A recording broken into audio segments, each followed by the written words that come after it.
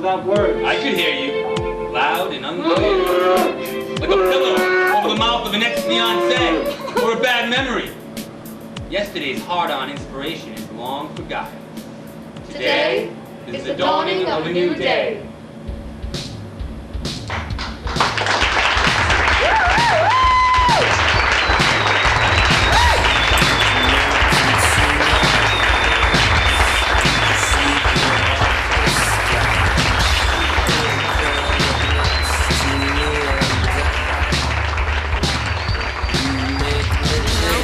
I could definitely see them producing this, doing it over the camera. I think the direction, yeah. You always praise on tape. Yeah, keep talking. Okay, yeah. It's okay, that. All these people with connections. Just say all in high praise. Well, okay, no, I think it's absolutely wonderful, and it needs to be produced at somewhere like Positive Perishable Theater. I think they have the real audience.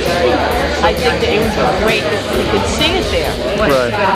Absolutely, it's a good house. It's a nice black box, and it's just small, and I just think it'd be wonderful to see it there. But I'm really enjoying seeing it here. I think it's great. And what about Chicago or LA or New York? Chicago or else LA could work. I'd like to see, since you're doing it here, I'd like to see it get a little more play here. Yeah. Do a little bit here. I could definitely see it in New York. I guess what's going on here is that there's some conflict or struggle. I'm trying to do many things at once. I'm trying to, trying to be an actor. You on here? That looks nice. Trying to be an actor.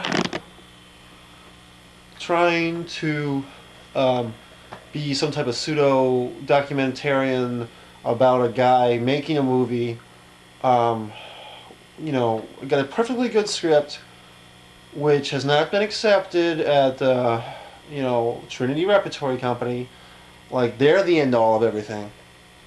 And getting really pissed off because the lead actor has decided to leave the state. So within like 4 days, they come up with this awesome new script, and it's just like, man, it hits on so many levels. And I shouldn't even talk about it, but I will. Basically, it's about taking over somebody's soul. The battle for sanity begins with Victorious.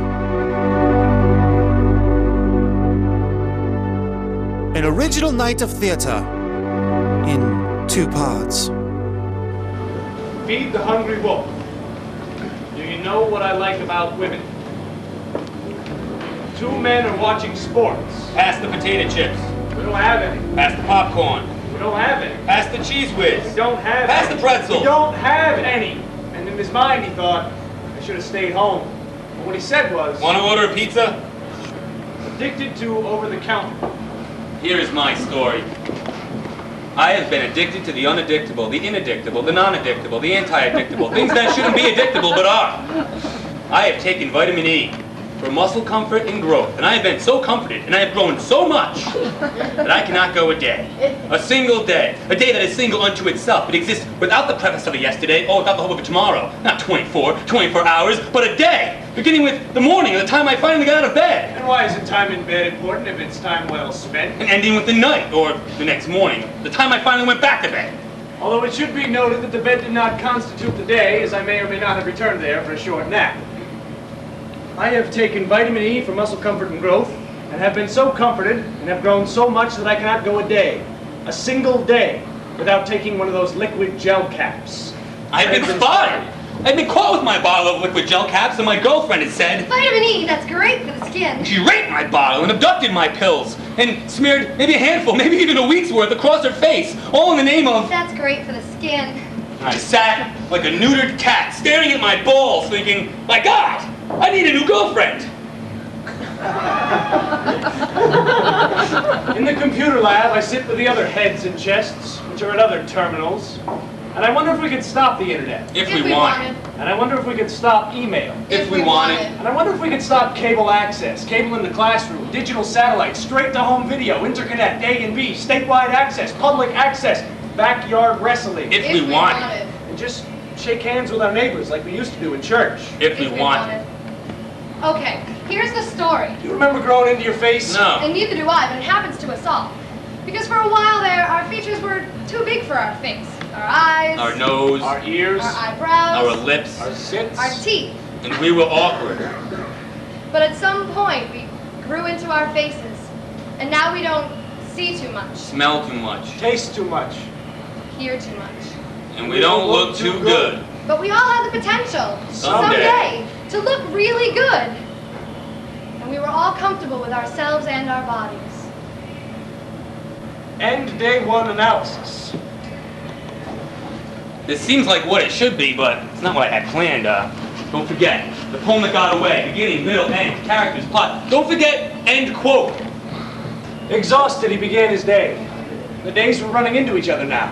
He no longer had a concept of Monday, Tuesday, Wednesday. They were the divisions other people used to arrange themselves. Here now, there later, here again later.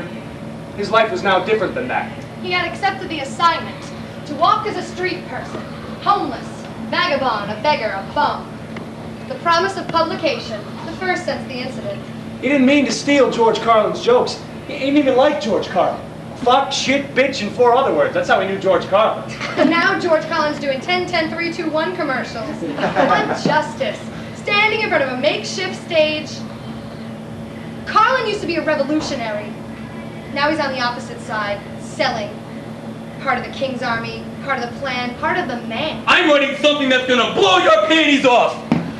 I've been writing lesbian fiction for 3 years now, and this is finally it. The Big O! Butch and Fat. The real-life story of 2 New York lovers who, between moments with the cast of zany and sassy customers at their alternative bookstore, cajole each other with wit, zest, and warmth.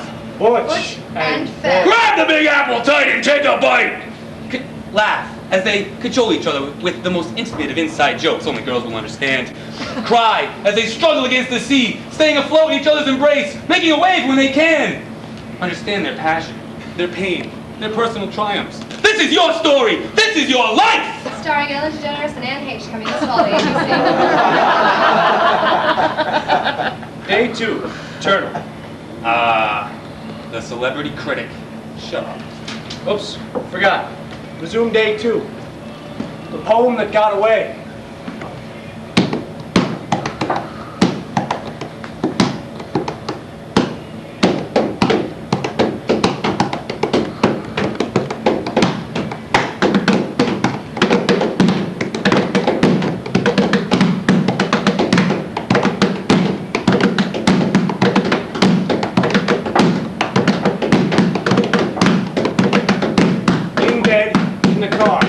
Going fast. Where am I going?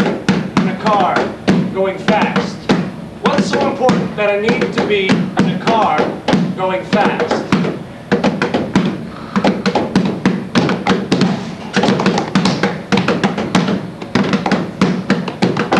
I was driving 2,000 pounds. 2,000 pounds of twisted steel and sex appeal. A car that can kill. A device on wheels. A form of transportation that is truly a form of pollution that can kill.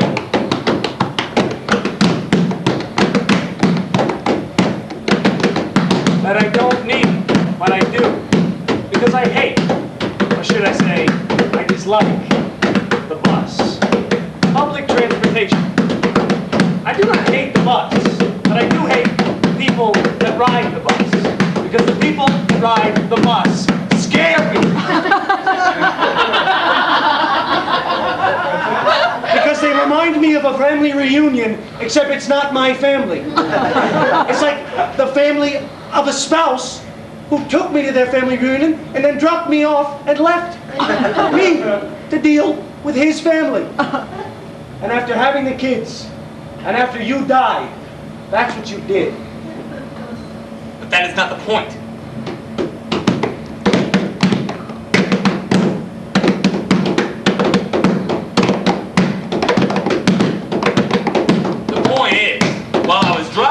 I wrote a poem, not with my pencil, or with my pen, or with my word processor, but with my mind.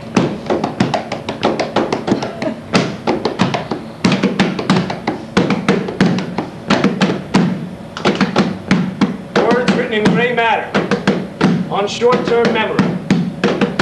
So clear, so precise, but for an instant. But then, before I could get to a traffic light, before I could get to a stop sign, before I could get out of my car and scream to the Stop what traffic, you're doing! I have a poem to write! the fish swam back to the ocean of undiscovered verse. Back to the fish tank of muted ideas.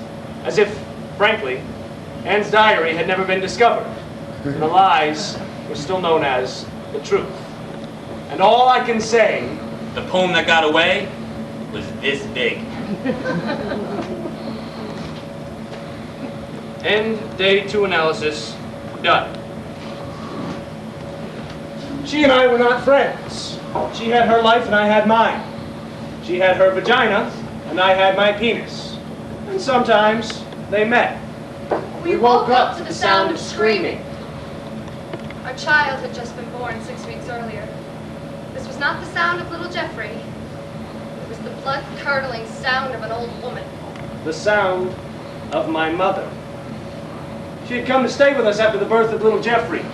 Said it had taken me this long to give her a grandchild. She wasn't sure when she was going to get another one. Wanted to enjoy this one while she could. Mother, what's the problem? Soup. Haven't you got any soup?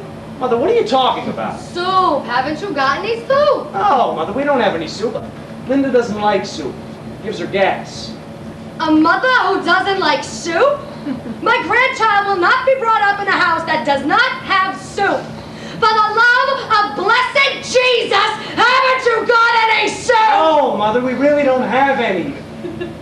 We'll get by without it. That was 2 years ago. The courts gave Mother custody of little Jeffrey. We have not seen him since. End day 3 analysis. I like the word analysis. She was coming over him like a cold. He didn't know where he got her, or how, or when, or from whom, but she was infecting his sinuses, his chest, making it hard for him to breathe. She took no form. He had been lonely his whole life, and now he found an addiction to her. His was what it was not supposed to be. Whatever it was is no more. I don't love you. Never did, never will. She agreed to leave. Motor wrote another story. German women danced on my grave. Color inside the lines. Color inside the lines. I was buried, but not dead. Color inside the lines. Color inside the lines. Witches threw flowers in my grave, on my grave, of my grave. Dr. David Parker told us that great writing came from great lists. She loved 3 things: sex, chocolate, and power. Not necessarily in that order. Dr. Parker had 3 ex-wives, 3 beautiful daughters, and he failed me 3 times. Fuck you, Dr. Parker. Fuck you, Dr. Parker. Fuck you, Dr. Parker. I was a slave to no master. I slept on the bed. I was A shunned. man without a country. Country without a man. One thought seeped through my head. One day I would rise to tell some other cell, in my own bark-piercing yell, Color inside the lines! Color inside the lines! Alone we wandered until we came to the house of lovers. And inside we found long chins, small hats, and forced eyebrow notions. You spoke without words. I could hear you, loud and unclear, like a pillow over the mouth of an ex-fiancé or a bad memory. Yesterday's hard-on inspiration is long forgotten. Today is the dawning of a new day. Today is the dawning of the new day. You're probably wondering, what exactly are you watching? Well, you just watched Dialogue, which is the first part of Victorious, a 2-part night of theater which you're enjoying right now. Stick around, because now you're going to see the other part, which is called The Whole Ship is About to Sink. And when you're done with that, I'll be back to tell you more about this and myself. I look forward to seeing you. Stick around.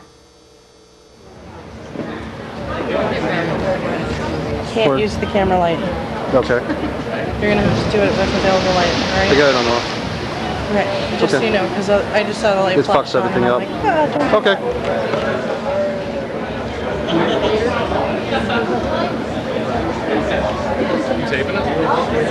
Yeah. Just don't say anything. Pretend like you're dead. I got a letter from a sender. It told me what to do. It said to send the letter to 9 friends, and that included you. So I returned the letter to the sender, and I knew that it was you. The letter said I was in love with myself, and that self-love was no good for mental health. So I got angry, and I hated myself. And then I burned the letter and felt much better about myself. Your envelope of ashes reads, "Go to hell." Now this story, so gory, so full of glory, I must tell. It seems we have 2 friends, been through thicks, thins, marriages, divorces, tonics and gins, losing faith, getting saved, and human sins. Breaking the girl, breaking apart, and breaking laws. I introduce you now to the one and only Eddie Pause. He's been in rehab for things he hasn't done. Just wanted to be prepared in case he ever got an addiction. But he has one problem, pet peeve, tiny vice. You see, he loves to play, but doesn't ever play nice. Claims he's never seriously tried, but fools his friends with fake suicides. And that upsets Hammer, Eddie's longtime companion, who once found Eddie lying earshot to a gun, but a bloodstream of ketchup never hurt anyone. Eddie's been in a place so nice to be, a rainbow office of confrontational therapy, where you don't have to be right or wrong, you just have to be. And everyone's crazy, just a little crazier than me. But I'm the one having fun, getting paid for therapy. So join us now as Eddie sits on the couch and listen to the atmosphere projecting from his mouth.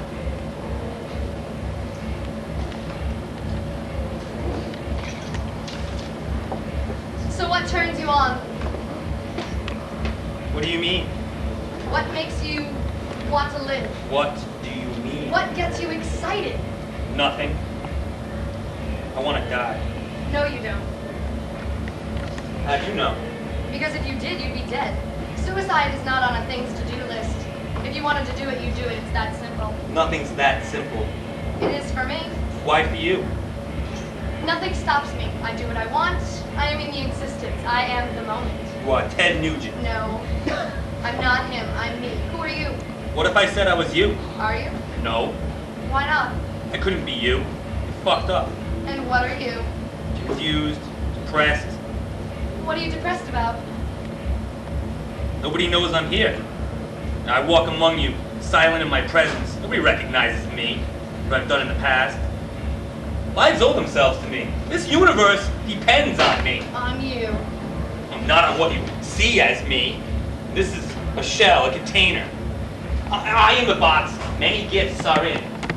My body does not contain my soul, the soul of Eddie Pause. He died a long time ago. He wasn't strong enough for this world. Now I am a carrier. I walk as Eddie Pause, but I've allowed my body to be opened up to wandering spirits. What are wandering spirits? Whoever needs to be here. At any given point, I could be anybody. Don't ask me the names don't come. Just the thoughts and images of places I haven't been, not as Eddie Pause. I don't know where they come from. Names aren't important. What is important? What isn't important? The whole ship is about to sink. Take with you what you can. The whole ship is about to sink. What can you carry on to 2 hands? The whole ship is about to sink. Women and children first! May ask why fathers disappear. Women and children first. So who are you, Eddie Pause? I am a conch shell. And most people walk over me. Kids smash me on the rocks, shatter me to a million pieces. Some romantics throw me back to the ocean thinking they're doing me a favor. Old men take me home, put me on the fireplace like a year-round Christmas tree. What should they do? Pick me up? Listen? I don't care. But if they pick me up, they'll hear the whole ocean. So you know about the whole ocean. Tell me about the whole ocean. Where do you want to start? Tell me about God. What do you want to know? What's he like? How do you know it's a he? He's He is. He doesn't care about us. We're out of time. Tick, tick, tick goes the time bomb. The time bomb goes tick. what time bomb? You ever see destruction? You ever see death? On television. Yeah, what haven't you seen on television? What do you mean? You've seen destruction and death. Where did you see that? I have HBO. They do specials on police brutality, mass murderers, serial killers. It's fascinating. Ever see a child being born? Once, I think, on the Lifetime channel. What did you think? I changed the channel. Why? Too much blood. So you don't have any children. My personal life is not up for discussion here. Yeah, why not? I don't like talking about myself. Oh, that makes you a good listener? By default. Maybe you don't have anything to say. Maybe. You know what I'd like to do? No. Play a little game. Okay, but I'm not very good at thumb wrestling. No, this is a mind game. Those can be dangerous. Why do you say that? Well, those role-playing games, Dungeons, Dragons, Vampires, so kids get all caught up in the characters they're portraying and take things way too far. How far? I've heard of kids dying. Maybe it was their destiny to die. In a game. Better in a game than buy a truck. Now let's play my game. I promise, nobody will die. Okay, so how do we play? I say a word, you add a letter to my word to make a new word. Like if I say dog. I can say dogs. Yes, but that's not very We'll imaginative. choose a more interesting word. Interesting. That's the word, interesting? Yes. I didn't think you could do it. I'd win. Interesting. That's not a It word. is now, I just invented a new word. You can't invent a word. Interesting. A hint so well timed and or significant that it arrests you with its timing and or power. Or acumen. Which do you like better, power or acumen? Neither, I just want to stick to the game. So what do you think of interesting? It's okay for a first timer. Do I win? This isn't about winning or losing, it's about having fun. But you just said a second ago that you won. What do I have to do to win? We're getting there. Hair comb. Chair comb. A comb made and used exclusively for the cleaning of chairs. Why would you have to clean a chair? Lint, dust, dog hair. So you have a dog. Maybe, or maybe I just see the need for a chair comb. Maybe you missed your calling. You could have been a maid. Justice. Just rice. What are we having for dinner? Just rice. 2 out of 3 of your answers have been 2 words. I specifically said to add 1 letter to my word to make a new word, not 2 words. Now I was kind and I let interesting slide. But just rice crosses the line. No. Just rice is a special kind of rice, and it's a product name and it's only 1 word. It's packaged cheaply like ramen noodles, and all the proceeds go to the families of murdered victims. On the packaging, all the letters look like Greek columns like on state courthouse or municipal buildings, except the R. That's blood red. Just rice, the rice that fights for justice. You made that up, didn't you? No, it's sold in California. There was a cry for justice in LA in the mid-90s, and Just Rice answered that call with nutritious rice at an affordable price. You're still lying to me, admit it. I'm not lying, I'm joking. Well, I wasn't laughing, so you were lying. Well, why does your reaction affect my action? It's called context. 1 more word. Evolution. Revolution. What'd you say? Revolution. Evolution becomes revolution. Revolution. Yes! I knew I could reach you. Why? You said the word. Revolution? You said it again. Prepare to be burdened by a lack of ignorance. Today you become a man, even though you're a woman. Well, thank you. I mean, it's time for you to grow up. Escape your closed-eye cave. Stop sleeping through the nightmare of life. Wake up to the melting moon. Stop sitting on the sidelines. I'm offering you a chance to be involved. In what? Plate tectonics of the gods. What? You know what plate tectonics are, right? Nothing to do with computers. No, underneath the Earth's surface, there are plates. When these plates break, we have earthquakes. When they break really deep, continents divide, people die. It happens all the time. Not in my lifetime. You're not very old. Now about the gods. What about them? Plate tectonics of the gods. The gods are old. What gods? God. Little God, the God that deals with us, earthbound wizards. Small God, the God that deals with you, people like you. Sheep God, the God of animals. Fish God, the God of fish. Fatalata, the God of fate. She sounds dumb. She's a bitch. Now, like I'm saying, the gods are old. Renaissance men, gypsies, earthbound wizards, working their way up the ladder, becoming higher on the infrastructure. What infrastructure? When you think something, it's already been thought. Ideas are passed down from God to mere mortals, babies, crickets even. Everybody knows something. Some people don't know they know anything. Well, what do you know? I know it all. Or at least more than you. I'm an earthbound wizard. What am I? Something higher than a cricket but lower than a baby. I'd guess a genius. I've seen your SAT scores, pretty impressive, especially on verbal. Well, how can a genius be lower than a baby? Geniuses are arrogant and comfortable, so they decide to stop learning. They become experts. Nobody knows less than an expert. Your rank isn't how smart you are, but how smart you might become. Baby has just begun. And God is the smartest? Yes. he can't learn anything. Yes! Yes, he can or yes, he can't. Can't what? Learn anything. He can't! Well, then God is an idiot. If he can't learn anything, he has no more horizons to expand upon. Except on the failures of man! Those are endless! Tell me about the infrastructure. Yes, plate tectonics of the gods. People are climbing their way up. Renaissance men, earthbound wizards, gypsies. They all aspire to godhood. Someone reached it, created a niche, reached a cult. Our cult's bad. What is bad? Bad isn't good. Tell me what something is, without telling me what it isn't. Bad is bad. It's not right. You did it again! What? Define something by what it is not. Like if I tell you that -1 is the opposite of 1, I haven't told you anything unless you already know what 1 is. Do you know what good is? Yes. Bad isn't bad. No!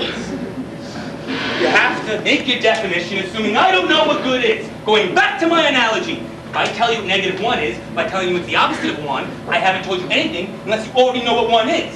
And if you already know what 1 is, you wouldn't ask me what -1 was because you presumably already know what -1 was and you wouldn't need my expertise. So you're an expert. No! Oh, but I have expertise. Don't try to fool me. You'll never be anything more than a genius. But I prove God is an idiot. No, you proved God is an idiot. What's the difference? God is active in our lives. Far removed. High up on the food link, but still active. You can feel him. He knows when you've been bad or good. And just regular God? For most people, he doesn't exist. He's retired. Like the memory of a grand uncle. Out of the picture. Created the franchise, had the stadium named after him. Grandchildren sold the team, but put him out to pasture. Left the building. And that's for most people.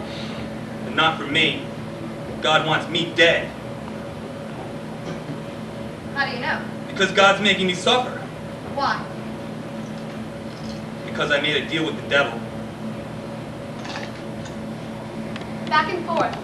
Friends reminisce about things they've never done. Hammer's pages are just as blank as the bullets from Eddie's gun. Hammer's often inspired by Eddie's sharpened wit. And Eddie takes Hammer's open ear to heart. A great compliment.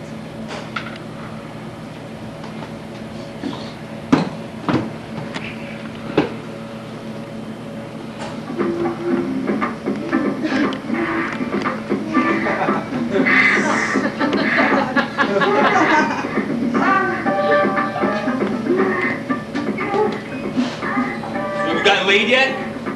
Well, I was hooking up with this girl last week. Hooking up? What, we were connecting her VCR or something? No, hooking up, you know, getting together. Oh, like we normal people like to say, making out. Did you fuck her? No, Why not? she's not my type. Did you have her naked? Yeah. She's your type. No, she really isn't. Why not? She's kind of fat. Not like a cow, just pleasantly plump, like a cherubic baby. So what's the problem? Nipple rings. Girl had nipple rings. What's wrong with that? Lots of women have nipple rings. Yeah, but that's not really my type. See, nipple rings means the girl's into pleasure, you know, self-pleasure. She's being titillated all day. That's a joke, right? Titillated? We're talking about nipple rings? I didn't mean it like that, but that's good at it. See, I got this theory about girls with nipple rings. They're all about self-satisfaction, independence. You know, they're not the kind of girl who's gonna make a good wife. Wife? What the hell are we talking about here? This is sex! See, this is where you and I disagree. I can't have sex with a girl unless I think I love her. If I think I love her, I'll probably want to marry her. So what about this circus freak? Did you think you loved her until you got naked with her and saw the tool shed in her tits? No, I knew I didn't love her from the beginning. Why not? Because she's fat! What does that got to do with anything? More cushion for the pushing! More loving for the shoving! More plowing for the plowing! Like in spring the grass is growing! What does that mean? Fat chicks are more fun! They don't get as much attention, so they appreciate it more. They don't get stalked like skinny girls do. A fat chick walks into the room, nobody cares! So just give them a little tender loving care. Take them out for some donuts, they love that. And before you know it, you got a big fat girlfriend! I don't want a big fat girlfriend. Sure you do. Big fat girlfriends, or BFGs as I call them, they're great. Why? Because they're like men with vaginas! How so? What do we like to do when we're together? I don't know. Watch sports or something.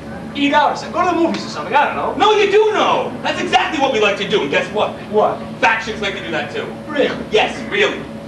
Fat chicks love to watch sports.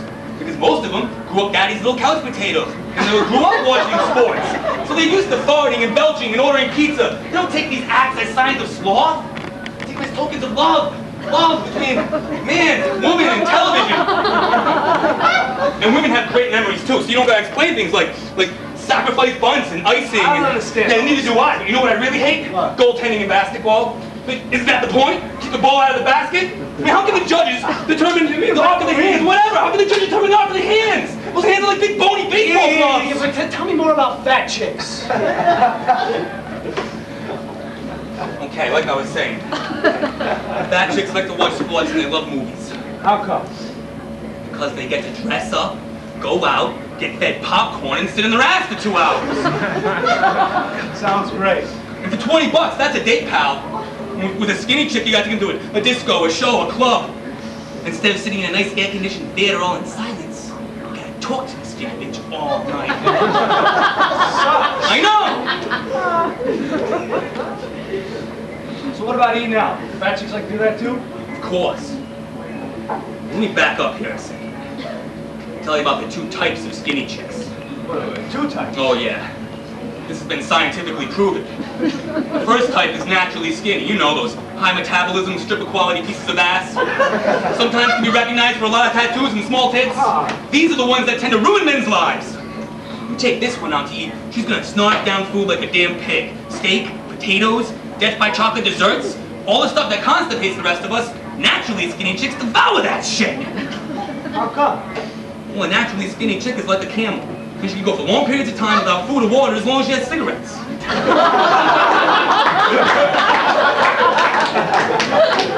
Oh, like a supermodel. Yeah, like a supermodel. When they want to be storing fuel for a couple of weeks, they get some jackass to take them out for an expensive dinner date. That reminds me of my high school biology class. How come? The teacher, she kept a snake in the glass cage in the back. And once a semester, us kids would, gather up a collection to buy a few rats to feed. All the guys would gather around real close while all the girls squirmed away. It's like looking into a mirror for them. Yeah. But tell me about the other type of skinny chick. Oh, yeah. Conform skinny. They're even worse. How come? Well, these are girls that were once fat but are now skinny. They put long hours in the weight room and the bathroom to achieve their best possible bodies, and they're obsessed with keeping it. What's wrong with that? Nothing. Something will drive you insane! A conformed skinny knows the freedom of fathood. He knows the joy of almond joy, the feels all right of cellulite, the comfort of wearing a short-sleeved shirt on a breezy winter day. But she also knows guys want skinny. Cheekbones warrant cell phones. Every girl wants to be called on Monday for a Friday night fuck. So how do I tell the difference between a naturally skinny and a conformed It's skinny? in the head. Oh, it's all in the head, my friend. You take a nice little skinny body, the mouse-like shriveled up face, naturally skinny. Then you take the same body, the big bloated balloon head and a couple of chins, conformed skinny. So what should I go for? Neither! Fat chicks are where it's at! Take them out for Chinese, pizza, better yet, an all-you-can-eat buffet. That'll make them fatter! Exactly! That way they can't run away! So why not get a chick in a wheelchair? Hey, that's an idea. No, better yet, we'll start scoping the Special Olympics for special girlfriends. Okay, that's wrong. No. We can, we'll volunteer our services to the blind, set ourselves up on blind dates. We can boil and freeze rocks like Eric Stoltz in Mask. This is hot, this is cool, and this is beautiful. Oh, it's like Andrew Dice Clay always said, right? 2 tits, a hole in a heartbeat. We'll find some amputees, put this hypothesis to the test. Of course, to be fair, it should be a pass-fail test. All right, you're pissing me off! I try to make a decent argument for fat chicks, and you turn it into a mockery, a disgrace! Well, I'll never go out with a fat chick. Yeah, why not? Because they remind me of my mother. Yeah, your mother's fat. Being fat, it isn't just a body size, it's a state of mind, It's always being conscious of yourself, always second-guessing yourself, How do thin people see me? I can't deal with that. There are worse things to deal with. Like what? Ever get writer's block? You're the artist. And sometimes I'm writing. The words come so easy, it's like I'm not even writing them, like divine intervention, like I'm God's tool. Sometimes I stay up real late at night, 4 or 5 in the morning, just to see if I can outlast the other writers staying up real late in their own handmade prisons. And God takes my hand, picks up my pen, writes for me, and I sign my name on it. Isn't that plagiarism? If I signed it God, it would be sacrilege. Relationships. A client needs only one, or two if one needs medication. But I advise against that, as my therapy demands ultimate concentration. Which one am I speaking of? A doctor, like me, of course. And unlike a wife, I advise with me, never get divorced. So never do us part, as I find Eddie so intriguing. But I also counsel Mr. Hammer's head as a new car I am needing. Hammer's a different sort. His troubles are with the ladies. He's obeyed, then spayed, and has not been laid since sometime in the mid to late 80s. Now these two friends don't know that both of them come to see me. So if one is done by one, then the other comes in at 3.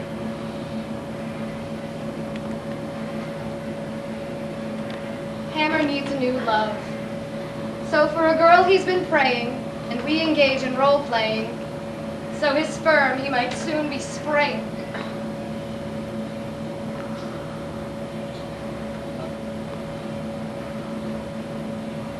I want possession of it. I want you to ask for my permission before you do anything. Love. I want to own you. I want you on command, obedient, under my jurisdiction. I want possession of it. I want to own you. But you can't. I'm my own person. I have my own feelings. I can make my own choices. It took me a long time to be this independent. I left a good job in the city. I don't want to go back now. Besides, what's the point? What's in it for me? Safety. I could be your Santa Claus, bring you gifts on Christmas. Shield you from the city, from the government. I could lubricate your life, make it smooth, easy. Go in and out of existence. Vaginate you, womb you, uterus you. Vaginate me? You can't vaginate me. I have a vagina. You'll never have one. No surgery can make a man a woman. Man is a mistake. XY chromosome, look it up. Even men know that they're secondary. Why do you think football players never say hi to dad during the big game? Football? You want to talk about football? You want to talk about anything? Men do everything. Games, war, sports, and more. Behind every great man, stand behind me and be my great woman, and I'll bring glory to us both. Glory? Who wants glory? Glory is ego wrapped in a flag. Glory is men dying in each other's arms on the battlefield while their wives are home working at bomber factories to feed the kids who'll never meet their glorious fathers. I have a respect for that masculine, unchosen, patriotic glory. That's not your glory. Your glory is slow motion highlights, high fives and handshakes, business cards and 3-hour lunches. Your glory is scoring with a stripper and having your friends smell your finger when you're done. Have your glory. Have it all to yourself. Well, what do you want then? The perfect, caring, new age millennium man? The sensitivity of a faggot and the cock of a horse?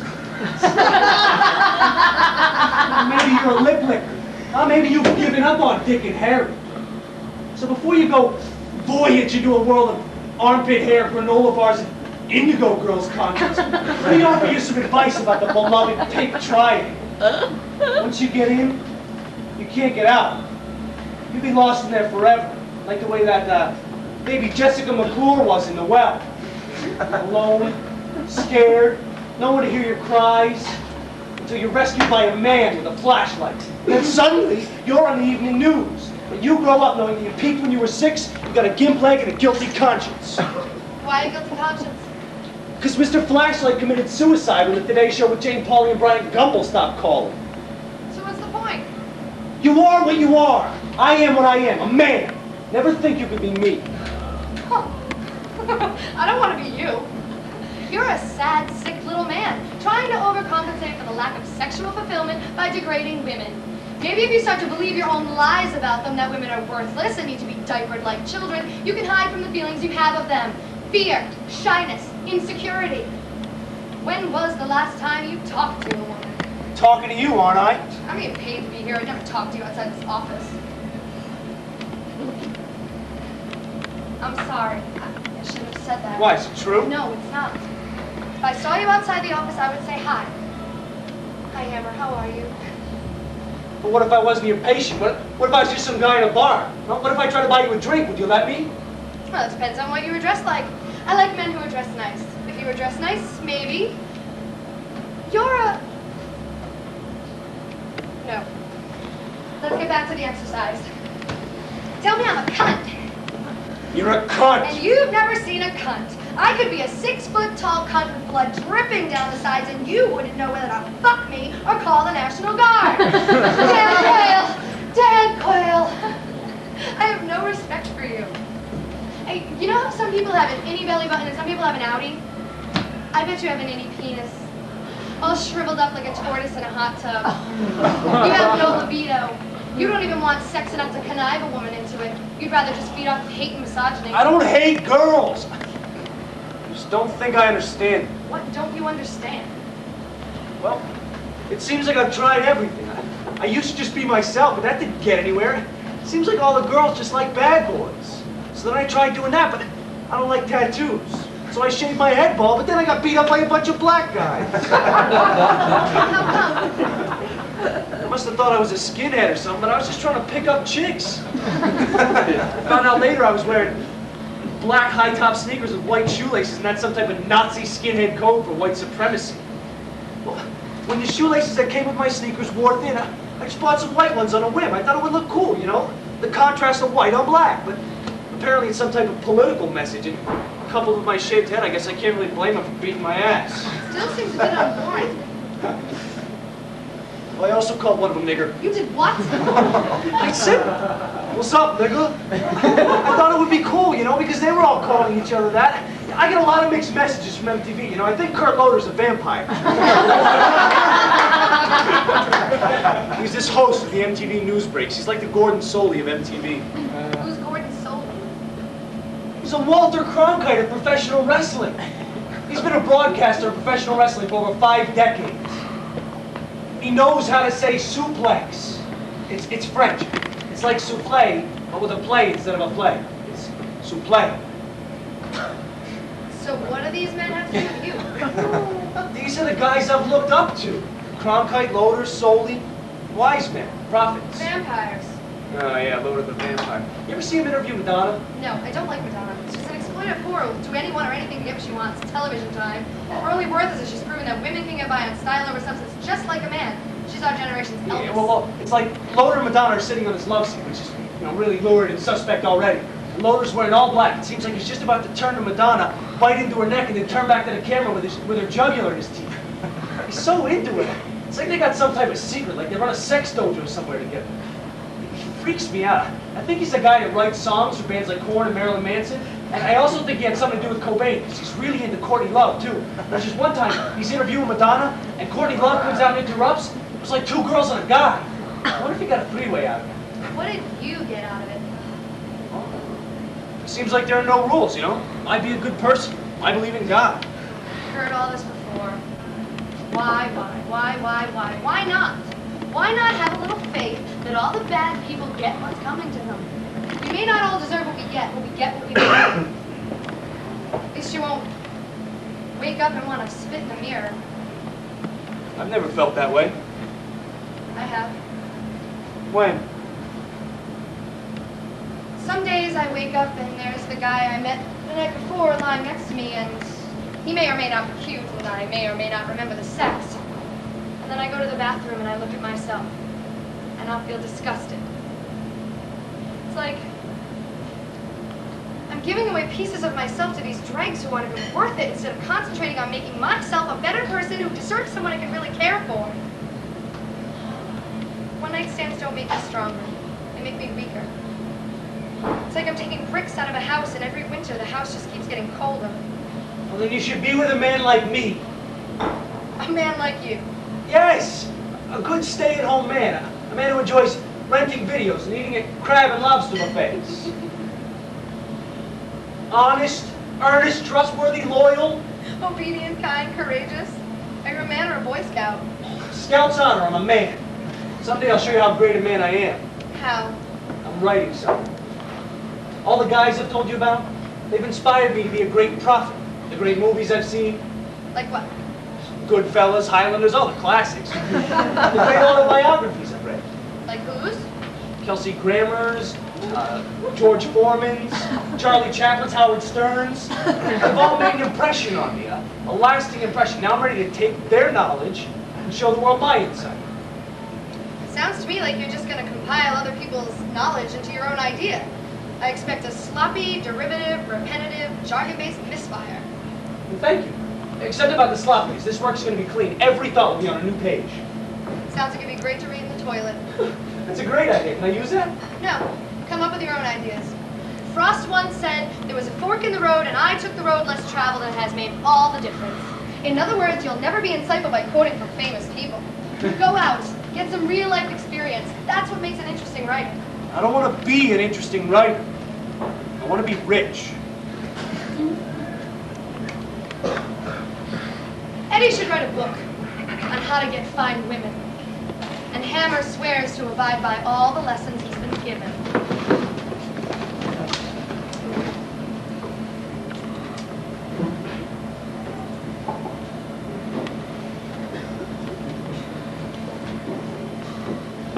You see something you like? Yeah. The skinny girl over there with a nice rack. She's perfect. Yeah, a real 10. Why don't you go talk to her? Are you crazy? How am I going to approach something like that? With your wallet open and your mouth shut? No, I'm sure a knockout like that would love to hear from just an ordinary scrub like you. Go talk to her. I dare you. Nah. I think I'd rather get a residual from the visual. If I stare at her long enough now, it'll make it that much easier to think of her later. When I'm alone. You're pathetic! I'm ashamed to even be here with you. Look, she's been glancing over here. She keeps fucking with her hair. She's into you, man. All you gotta do is go over there and say,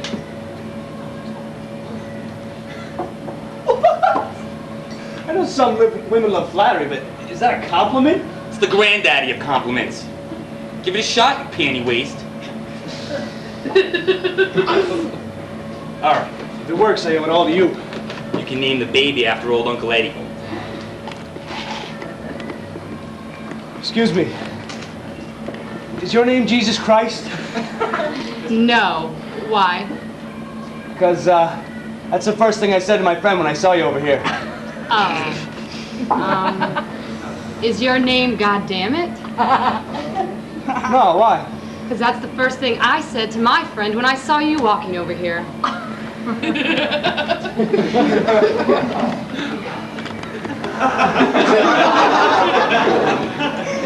you get her number? No. I got her number. She's a 10. A 1 and a 0. She's wonderful to look at, and you're a 0 for trying. 10s are a waste of time anyway. 8s. Always go out with 8s. Why not a 10? 10s will drive you ape shit. 10s know they don't need you. They're always looking for a better deal. So what? Maybe they'll find one. Who might have hold anybody back? You jackass! You've got time to be an escalator? Up, up, and away. Thanks for the memories. Gotta go. So what about a 9? 9s are fucked up too. They're almost as hot as a 10, so 95% of the men will take them at any time. Well, who's the other 5%? 1% really good-looking guys who only take 10s. 1% rich bastards who only take 10s. 1% famous rock stars, jocks, and actors who only take 10s. 2% homos. So how are 9s fucked up? You see, whereas they know that any straight-blooded American male will leave their fat-ass wife for him in a New York minute. What the hell does that mean anyway? New York minute. Why not New Jersey minute? You can get faster in New Jersey in a minute than you can in New York. You know the turnpike? Yeah, I like that. You see, whereas 9s know that any straight-blooded American male will leave their couch-chunky wife for him in a New Jersey turnpike minute. Their real distress is not their rating according to men. It's not. No, it's their rank among other women. 9 is the most emotionally taxing rating a woman can have. How come? Because on one hand, they're competing with 10s for the attention of men. Especially the rich guys, models, and rock stars. Yes. But not the homos. Hammer, come a long way, baby. Have a drink. I don't drink. Have a smoke. I don't smoke. You don't drink, you don't smoke, what do you do? I do this. What? What we're doing. We're not doing anything. I'm teaching you about life. And I'm learning. There's a process going on here. You're spewing it out, and I'm sucking it down. You're taking a shit, and I'm wiping your ass. Everything you need to get off your chest, I'm collecting, digesting, processing. Are you going to plagiarize from me? No, of course not. Have you gotten a job yet? Eddie, I got a BA in creative writing. I'm qualified to be unemployed. Tell me about the guy. There'll be no more learning today. No more spewing, digesting, collecting, or processing, and I can wipe my own ass, thank you. But Eddie, you got diarrhea in the mouth. And your stool doesn't stink, but gleams like the gold that it's worth.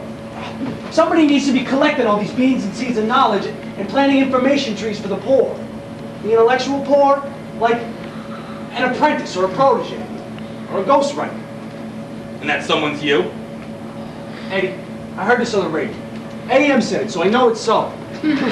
Collaboration is like making love. And making love is better with a friend than with a stranger. Now, how do I know? Because I'm no stranger to friendship. Will you be my friend? I thought we already were. We are. Now tell me about the nines. Nines are like the #1 contender to the heavyweight champion in boxing. And while they're waiting for their crack at the Why do you title, have to wait?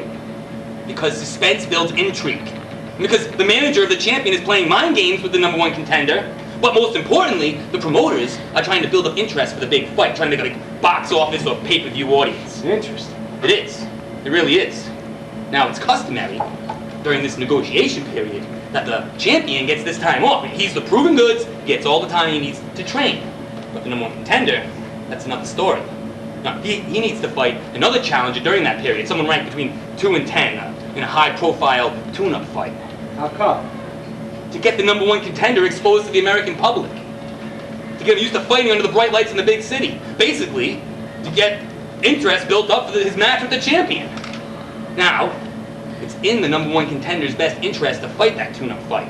You know, good workout, more exposure, but he runs the chance of getting beat. Not in the championship fight, but in the fight with the lower-ranked contender. Therefore, forfeiting his shot at the title and the purse that goes with it. But isn't boxing fixed? For Christ's sakes! Go with the analogy! The 10s of the champions? These girls were born beautiful, and if they're lucky, will die beautiful. Only a car accident or pregnancy can change that. The 9s are the #1 contenders. They're primed, ready to challenge for the top spot. But they're always on edge because they know they got numbers 2 through 10 banging down their door. 9s are very catty, very susceptible to nervous breakdowns.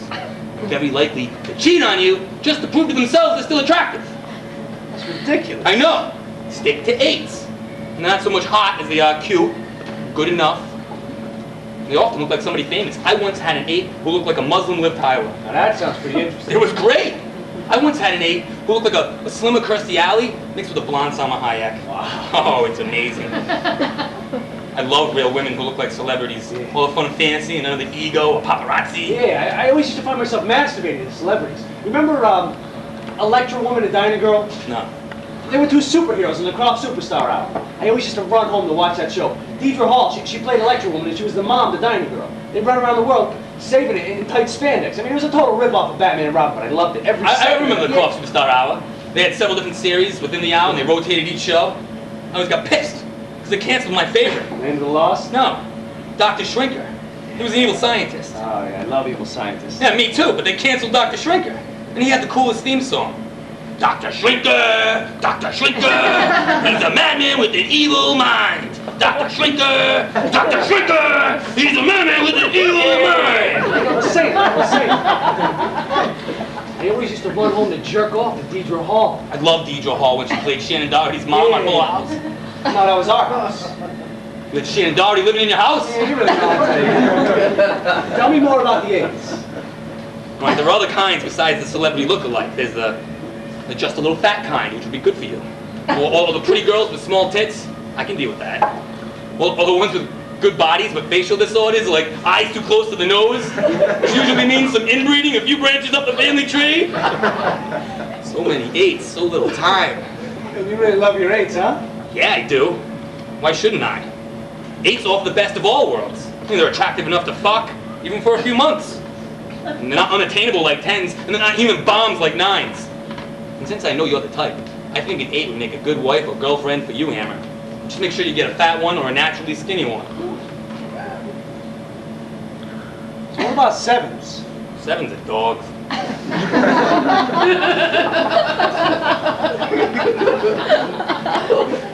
You made a deal with the devil? I did. Why? It's about my career. He told me if I gave it everything, I'd get more in return. How did he tell you this? What do you mean? How did the devil tell you this? I'd rather not get into it. I don't believe you. I don't believe you actually talked to the devil. He came to me in a dream. He looked like my father. Do you think your father's the devil? No, but my mother always said that. Maybe subconsciously I believed her. She always called him a son of a bitch, and I don't think I had anything against my meme. So how do you think this has affected your life? I never got my father a Father's Day gift. I think that's pretty cool. Did you call him? Yes. That's good enough. But in this dream, the devil said that if you gave it all, you would get more in return. That doesn't make any sense. How can you get more than everything? Because what I'm giving is just inside of me. My head, my mind, and that's a lot. But the world is bigger than my head. So the devil said if I give up everything inside of me, if I expose it, I'd be returned with great riches, great fame, great winning. Sounds great. So what's the problem? God's the problem. Really? Yeah. He's really not into people who make deals with the devil. Even in a dream? Even in a dream. But even if I didn't really make a deal with the devil, God knows I was willing to. The intent was there. God got her, just God. I think I reached the big one this time. How do you know? I've been getting looks from people. What people? Everyone. People in the bookstores, people in the coffee shops. It's like I sit down to have a coffee, and I can feel this buzz around me. Some people know. Sounds like you've had a bad trip. Have you ever experimented with acid? I don't need that shit! I'm telling you, I'm in danger! So what are you gonna do about it? Thinking about moving. Why? Decided I wasn't meant to be an American. Why not? The voices were telling me I wasn't meant to be an American. What voices? And voices have choices. Nice ones, too. So many things. Things to do without me or with you. And my choices have voices. Nice ones, too. You were saying about being an American? What was I saying? That you didn't want to be one. I didn't say I didn't want to be an American. That's unpatriotic. I could get killed for that. Then what did you say? I said I don't think I am an American. I don't think I ever was one. You were born in the United States? Yes. Then you're an American. No, not literally. I mean, there are starving people in this country, right? Yes, I'm afraid Shouldn't you're they wrong. be Ethiopians? I don't follow. There are drunks in this country, right? Yes. Shouldn't they be an island where they belong? You know I'm part Irish. Sorry. Sorry for what you said, or sorry that I'm Irish. And there are whores and drug addicts in this country, right? Yes. A place called France for them to dance! What about America? Who was meant to dance here? Who was America created? Liars, thieves, politicians! People who don't pray, but believe in superstitions. Pick up a penny only on heads. How did George Washington sleep in so many beds? And everyone's questions are muted by meds. This country is comfortably numb, happily dumb, and sucking its thumb, while the breast milk of life is being spilt on the doctor's floor to make room for silicone and frozen yogurt testosterone! So I guess you're above all this. Where are you supposed to be, Mr. Eddie? Canada. You see, I'm a calm and peaceful person. I try to live my life like Jesus. Calm and peaceful. Jesus wasn't calm and peaceful all the time. He spoke with a great strength and conviction, and he scared a lot of people. Well, then I'm like Martin Luther King. But you're not black. But the contents of my character should be judged like the contents of Martin Luther King's character. Junior, see? The famous one! Can I continue? Yeah. Thank you. You see, I believe in strength through passivity. Letting the sharks... What sharks? This is a metaphor. Try to keep up. The sharks eat the minnows. And then the shark becomes all full and bloated and he drowns. Or floats to the shore. They're very good. And you know who survives? You know who survives? The middle-sized fish. The middle-sized fish is the intelligent fish. Watching the battle. Standing behind it. Picking the moment, striking when others are vulnerable. You know what the United States is? It's a shark. And we've all been programmed to feed the shark minnows. Minnows, minnows, minnows. All. They'll all go down. First the Middle East, then Europe, then Asia. So finally, who'd you least expect? Mexico. Poor starving Mexico goes down the throat, jams up the shark's belly, and breaks the shark camel's back. The fat, red, white, and blue shark will be all full and bloated, and you know who's gonna strike? Jesus? No! Canada!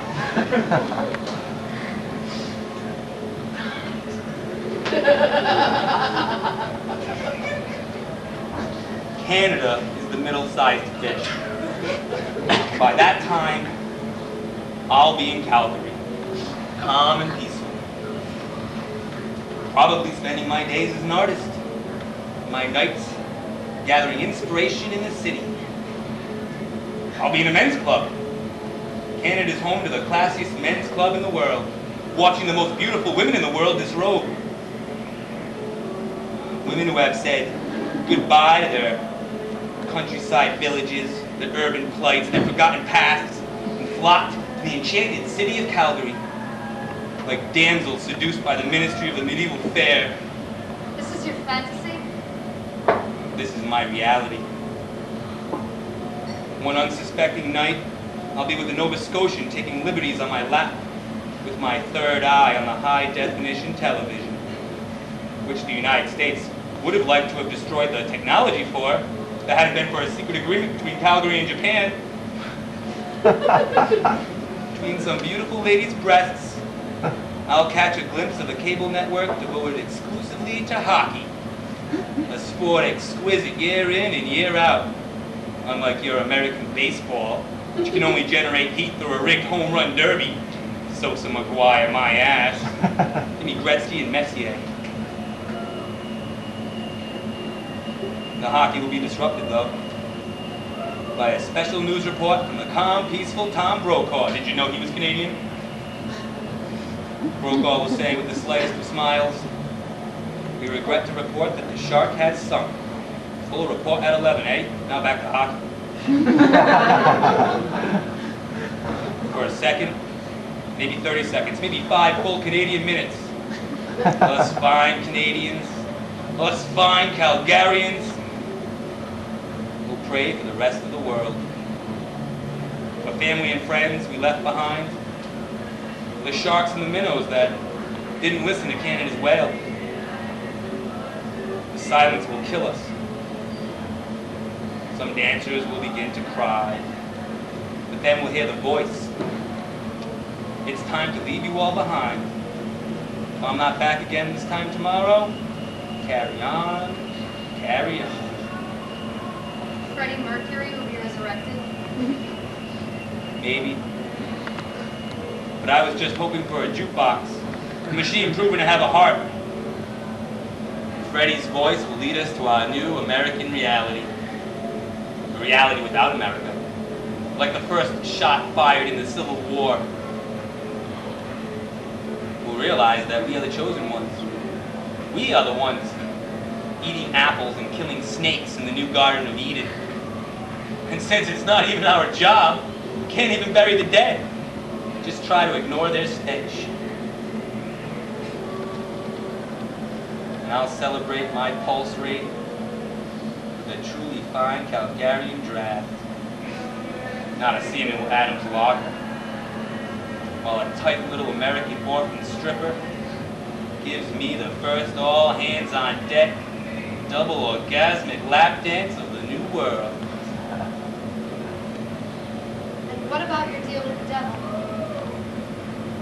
I'll be pardoned, because I was smart enough to move to God's country. Who told you that? Bret the Hitman Hart. Eddie is a writer. Such a fine one all the time. He knows iambics, similes, and half rhymes. He's obsessed with the written word.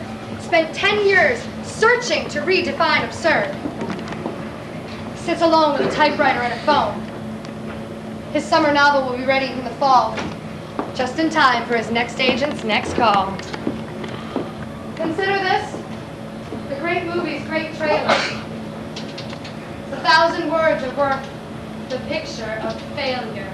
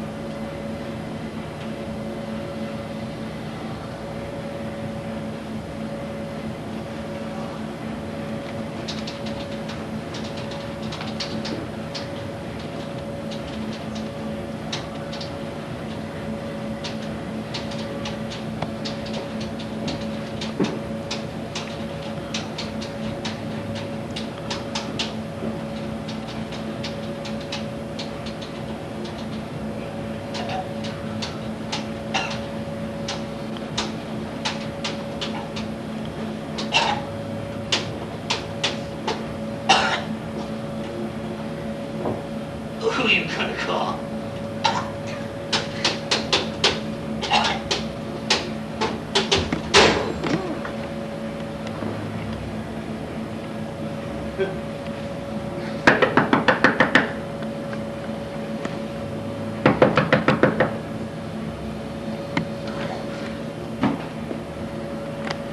Party's over, turn out the lights. When the music's over, turn out the lights. Turn out the lights. The lights are on, but you're not home. Your mind is not your own. You can't eat, you can't sleep. No doubt, you're in deep. All right, Eddie, this must be good. I'm gonna buy you a computer too for Christmas, but not after this. I think you might have broken this whole thing.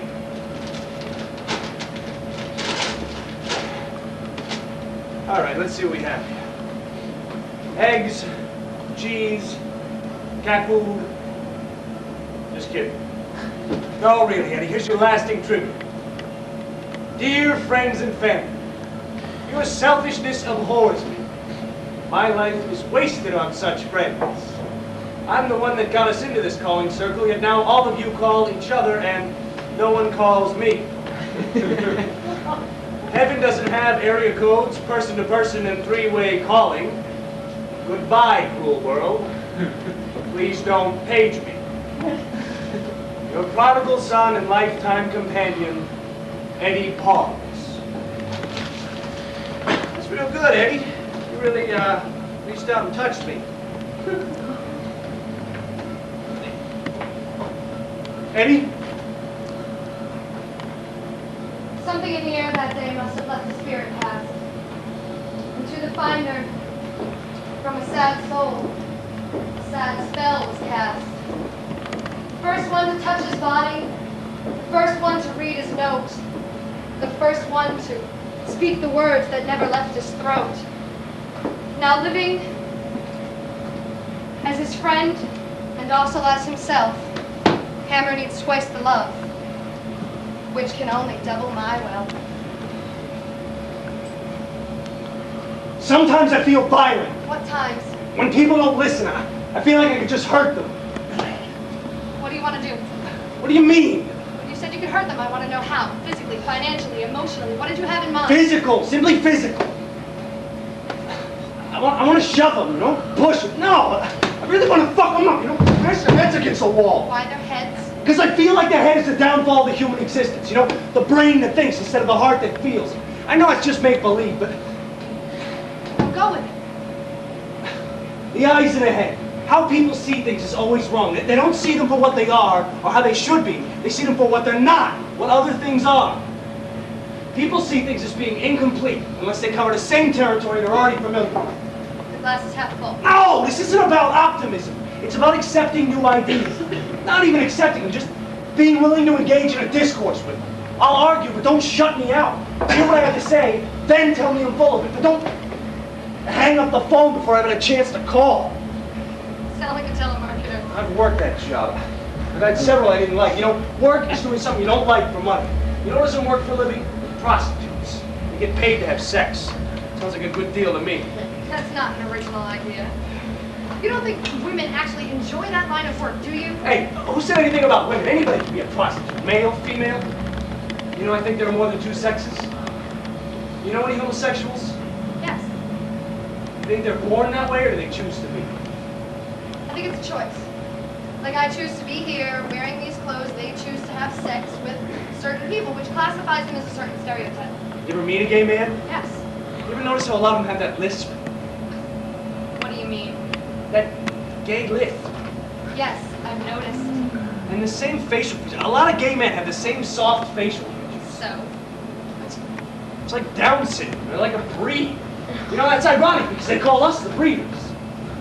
It's like gays are the third group. Maybe that's why men and women have had so many problems. We haven't had a common enemy to go against. We've always assumed we're it and we have to go against each other. Gays could provide that and be the third group, bring men and women together. We just have to accept the third sex, which the government might not want to do. It would totally change the tax laws. How come you're so informed about homosexuals? I pick things up. I watch television. I read the newspapers. But most of all, I observe. Where? On the streets, in the coffee stores. You know, you can tell the economy by the type of people begging for change. What? If you're getting harassed by a young person for money, the economy is in trouble. Young people should be getting money from their parents. If they're harassing you, it means their parents are in trouble. White women. If a white woman asks you for money, we're in trouble. White women very easily get somebody to take care of them. Let's go back to how you want to punish people physically, smash their heads against walls. Yeah, it's good, isn't it? It's like, I feel like with some people, I'm banging my head against the wall. So I may as well bang their head against the wall. What good is that going to do? It'll make them listen. Clean out the cobwebs that trap the roaches. Roaches live long. Roaches are old ideas, old grudges and emotions. Clean out the cobwebs that trap the roaches. Let the roach corpses get swallowed into the digestion tract. Let the roaches still living escape out the ears or find a new life. That's what I want to give people, a new life. You say you want to give people a new life. I understand you recently buried a friend. Well, if you're asking if I dug the grave and threw in the bones, no, I didn't, but I did help with the funeral. How does that make you feel? Oh, I always feel great after a funeral, don't you? No, I generally feel pretty lousy. Why, don't you believe in heaven? Yes, I do. And I also believe in hell. Was that where you think most of your friends are going? No, but I haven't been to the funeral of a friend. Well, who do you normally bury? Patience.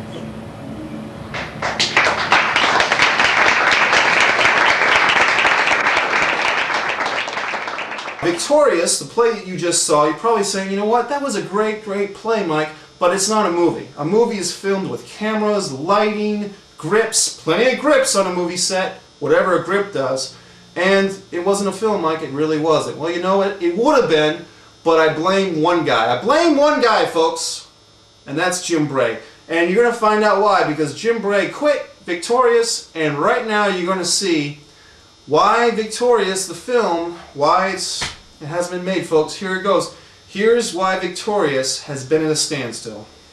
No problem. Hey, Katie, how are you? What's going on? What's going on? Just doing a documenting the night's festivities. What? Just documenting the night's festivities. Oh, I see. Yeah, hello. This is a lovely friend of yours? Darling. All right. Yeah, congratulations, man. Thanks very much. I plan to go to Disney World and tear it down. Oh, dude, no Disney World. We gotta make this movie. Oh, yeah? We gotta make this movie, man. Yeah, man. Hey, Kevin, get me in.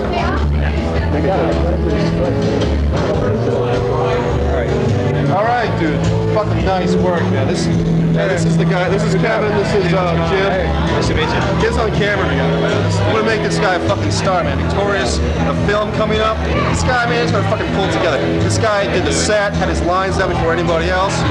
Dude, when we get together, Credits to you, man. It's a good play. It's a good play. Thanks, man. It needs some work, but that's what the film's for, right? yeah. What do we?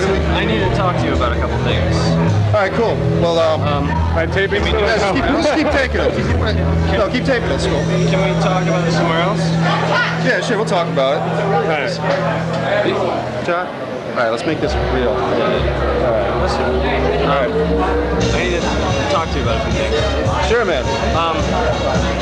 I got my schedule for Three Sisters, and they have us Tuesday through Saturday, full cast every day, and Sunday from like 8 a.m. till 5 p.m. at night.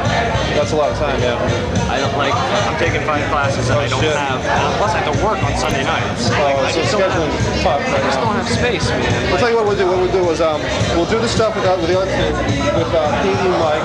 We'll film them right away from March to like May, June. When does school get out? June? And we'll film you in the summer. I can't, dude. I spend the summer in Utah. I leave May 7th. I leave May 7th after my show closes. My show closes, Three Sisters closes April 27th or 29th.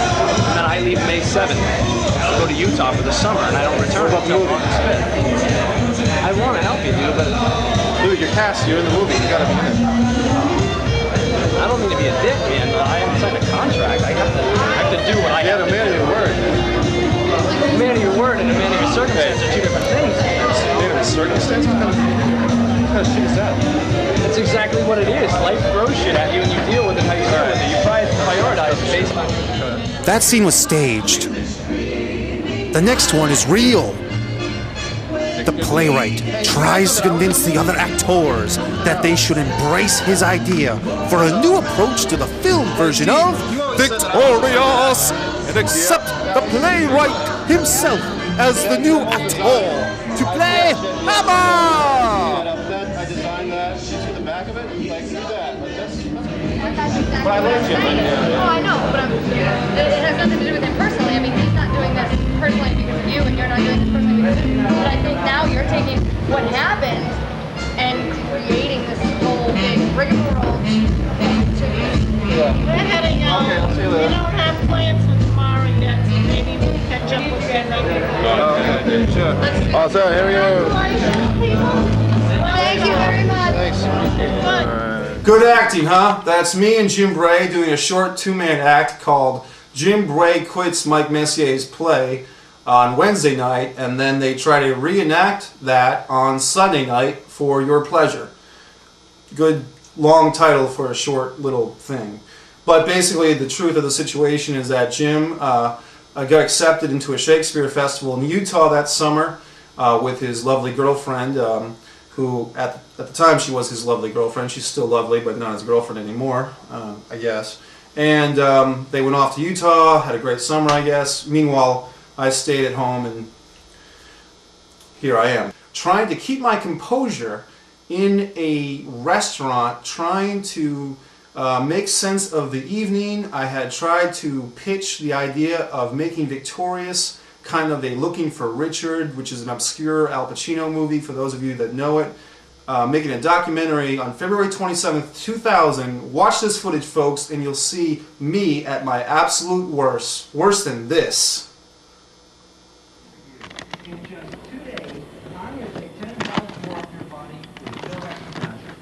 Okay, this is Mike, and I'm making this message after the meeting.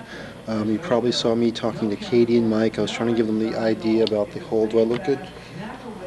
Yeah, I could lose a little weight, I know, 15 pounds. I probably look, you know, I'm a good looking guy, trust me. Katie and Mike not really going for it. I think it's because they don't want to give up screen time to me. That's okay. So I'm just going to move on. I might have to get new actors, but I want to work with these guys, and the thing would really go well with them. Katie, I think, is really getting into the role. Mike seems very solid. He doesn't want to do it either. What we're dealing with here is conservatism. They're actors, small minds. I'm just saying that to get a rise out of you. What I really want to do is just make the film that I want. I take over Jim Bray's role and, in a sense, steal his spirit. I want to talk a little more. I just want to make a good movie. I just want to entertain people. Yep, it was a depressing time. I couldn't work with the assigned cast for the movie version of Victorious, and I did attempt to work with other actors. Providence is an area with a lot of great actors, don't get me wrong. Unfortunately, Providence is a theater district, and most actors that are good in Providence are theater-minded. They think of that quick fix, the greatness of that rush of adrenaline of performing for a live crowd, and I can't argue with that. However, film, cinema, it brings immortality. Immortality! And they just don't understand that. What I try to offer these theater actors was film greatness. No, I couldn't pay them. No, I couldn't buy them food. But what I could give them was a chance to be among the greats. Pacino, De Niro, Nicholson, and everybody else. But did they want that? No. Did they want that? No. So that's why I come to you. You! And I say support Mike Messier. Support Victorious.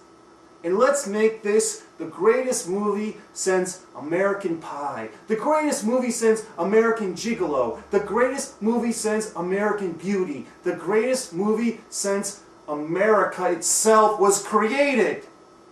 Now I show you a short scene of me with Rachel Walsh. Who's that? Who cares? It's a young woman who tried. She tried to put that theater background before her, and she tried to engage in Victorious the film. But she had prejudices. Prejudices for her love of the theater, the stage. Oh, I share that love, but I share the love of the great ones. Hitchcock, Spike Lee, Oliver Stone, and all the rest. And after we're done with that scene, I'll come back with some final words. And together we shall be victorious. Too, if one needs medication, but I advise against that as my therapy demands ultimate concentration. What am I speaking of? A doctor like me, of course, and I advise him like a wife with me never get divorced. So never do us part, so as I find Eddie so intriguing, but I also counsel Mr. Cannon's head as a new car I am needing. Cannon is a different sort. His troubles are with the ladies. He's obeyed, been spayed, but not been laid since sometime in the mid to late 80s.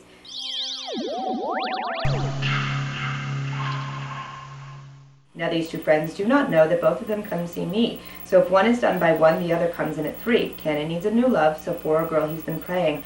We engage in role-playing, so his sperm might soon be straying. Right. So... What are wandering spirits? Whoever needs to be here. At any given point, I could be anybody. Don't ask me the names. The names don't come, just the thoughts and images of places I've never been. Not as Eddie paused. I don't know where they come from. The names aren't important. What is important? What isn't important? The whole ship is about to sink. Take with you what you can. The whole ship is about to sink. What can you carry under 2 hands? The whole ship is about to sink. Women and children first. And they ask why fathers disappear. Women and children first. So, who are you? Eddie paused. I am a conch shell. Most people walk over me. Kids throw me in the rocks, make me shatter in a million pieces. Some romantics throw me back in the sea, thinking they're doing me a favor. Old men put me on the fireplace, take me home like a year-round Christmas tree. What should they do? Pick me up, listen, I don't care. But if they pick me up, they can hear the whole ocean. Every great film has its origins. April 30th, 1999, Café La Franc, Thayer Street, Providence, Rhode Island. Join myself, Don McDermott, and Sarah Cravero as we perform the world premiere of Victorious. And judge for yourself who was the better cast. Those you saw previous, those you'll see now, or perhaps you'll see better ones in the future. Will you be the person who bring the greatest cast ever of Victorious together on stage or on film? Be that person. Produce Victorious with me and make the world laugh. Laugh, world, laugh!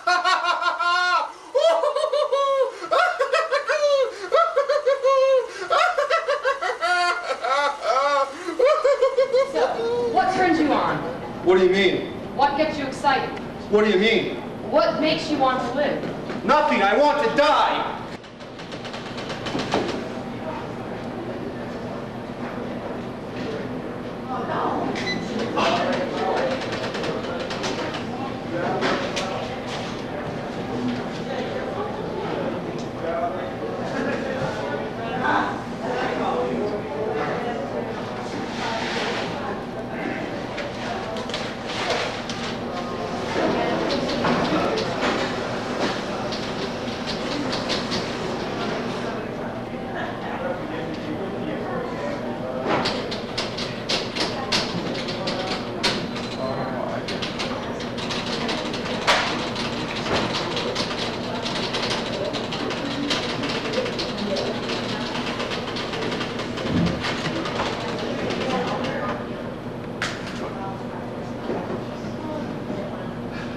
So you go. So before you voyage into the world of armpit hair, unshaven legs, and indigo girls concert, let me offer you some advice about the beloved pink triangle. Woo. Once you get in, you can't get out. You're lost in there forever like the way baby Jessica McClure was in the well. Lost, scared, no one to hear your cries until you're rescued by a man with a flashlight. And you're on the evening news. But you peaked at age 6 and your whole life has got a limp leg, gimp leg. And you know that guy that found your little girl, you know what he did? Suicide. What's your point? You are what you are. I am what I am. I'm in. Old hammer got rusty on a nail. Cops were there to tape it. Spent some time in jail. Found out about Allah, Jesus Christ, and God. Wasn't as crazy as even I had thought. Motivational videos were worth the money that they cost. Now he hits up others for the knowledge that he bought. You too can do it. If you have a dead friend, a bad attitude becomes knowledge. If you live long enough to see the end. The end.